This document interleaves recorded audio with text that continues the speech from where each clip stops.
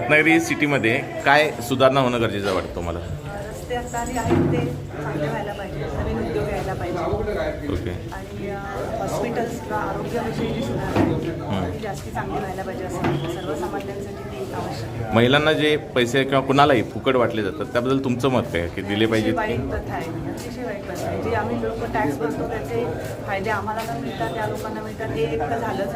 आणि फुकट घेण्याची लोकांना सवय लागते की जे अतिशय वाईट. महिला म्हणून तुम्हाला असं वाटतं की हे बंद झालं पाहिजे? हो, अगदी नक्कीच. त्यांना स्वतःच्या पायावर उभं राहण्यासाठी काहीतरी तुम्ही प्रशिक्षण द्या किंवा काहीतरी वेगळं तुम्ही त्यांना शिकवा आणि मग त्यांना पैसे कमवायला शिकवा, पण फुकट देऊ नका असं मला वाटतं. असं तुम्हाला काय वाटतं? फुकट ही व्यवस्था अतिशय चुकीची आहे. लोकांच्या कार्यक्षमतेवर त्याचा परिणाम होतो.